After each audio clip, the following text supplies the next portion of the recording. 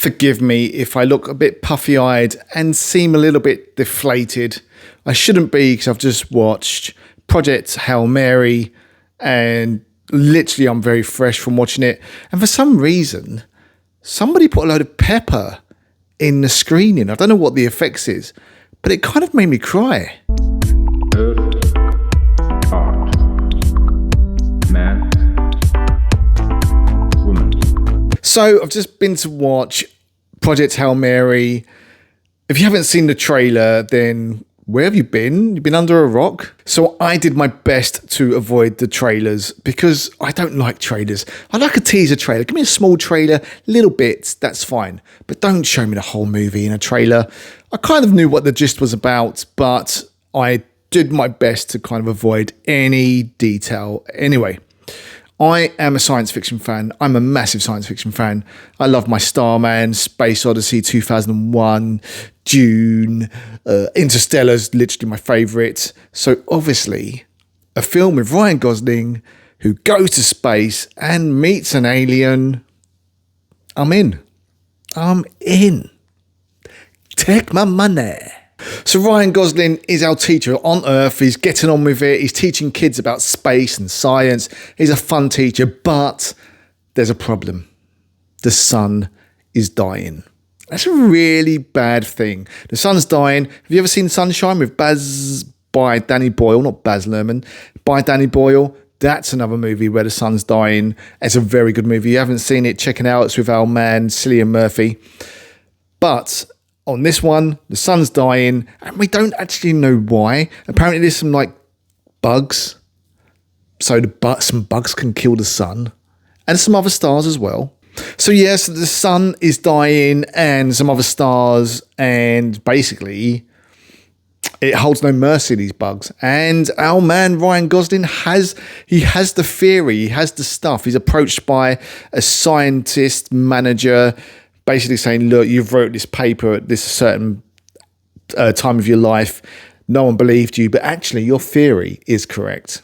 The film starts off, our main man, Gosling, he wakes up and he's only a few light years away from Earth. Just a few, just a little bit. I think he's like 160 odd years away from Earth, or plus that.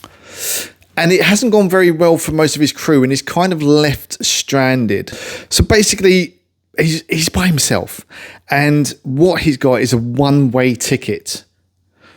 It's a one-way ticket. There's not really any potential of coming back. Did he voluntarily go to this project? You'll have to wait and see.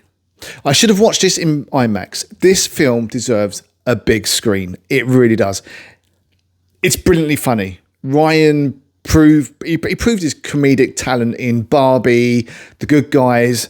The jokes are plentiful. I found myself laughing out loud. I did start to wonder, like, are we just going to be laughing throughout this film?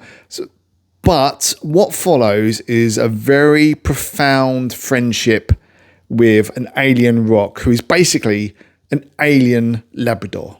So they build a bond. It's a bond of humour, potential sacrifice, basically getting their minds together, because basically our little alien friend he's also in trouble. And there was a point where one of our protagonists, I won't mention who, was in danger. And I have to say, this was definitely where the pepper moment happened. I mean, I don't know where it comes from, the seed, but I was ready to walk out. You'll have to find out what happens, but I was ready to walk out. I was like, no, I'm not having this. I can't do it.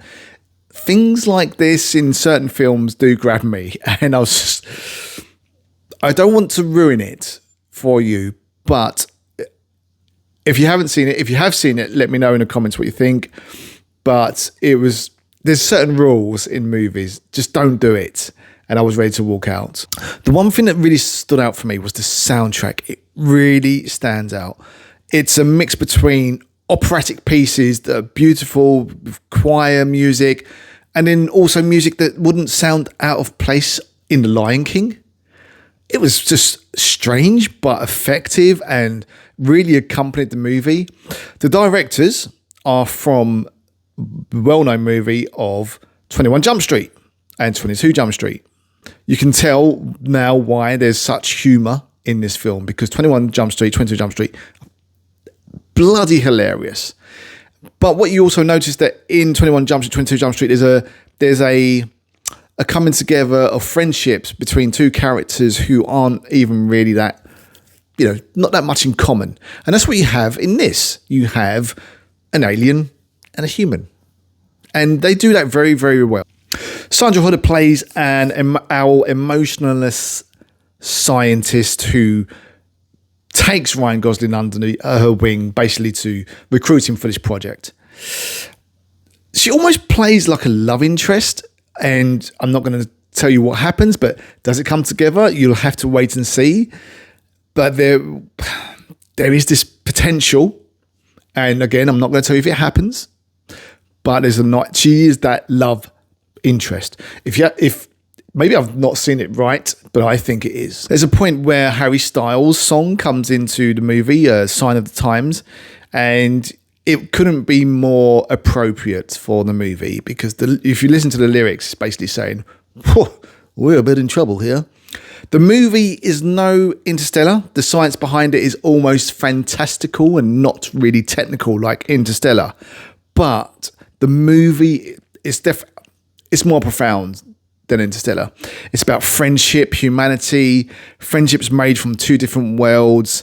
And I think in today's climate, it really appeals to that need for kind of for peace, let's get along kind of thing. It's really that.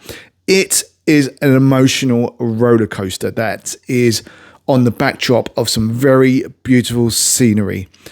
With its banging soundtrack, entertaining humour, great cast and emotion, it really is one of the best science fiction movies in a long time. There's a nice little touch in it towards, the film? Close Encounters of the Third Kind. Nice little touch to that. There was also some Interstellar influence, but why would you not grab little bits from Interstellar? It's probably the best science fiction movie ever made. This film's fantastic. It did what it's supposed to do. Done what it's supposed to do on the ting. If you haven't seen it, go watch it, but do watch it in IMAX. It deserves an IMAX. And I have to give it credit to the directors that, to go from a film of 21 Jump Street where you're just basically plonked in earth and a couple of scenes to go into such a visual profound movie in a depth of space. I don't even know if I think they went further than they did in Interstellar. They just did a great job. Have you seen Project Hail Mary? What did you think? Did you cry? Was there pepper in your screen as well? Because maybe it was just a technical issue in mine. Have you seen it? What do you think? Please like this video if you like it. And also comment. We can have a little chat about it. I think it's fantastic. Really good movie. And I think I'm going to go watch it again because I did not watch it in IMAX and it should have been. Anyway, guys, I'll catch you on the next one. Take care. Oh my God.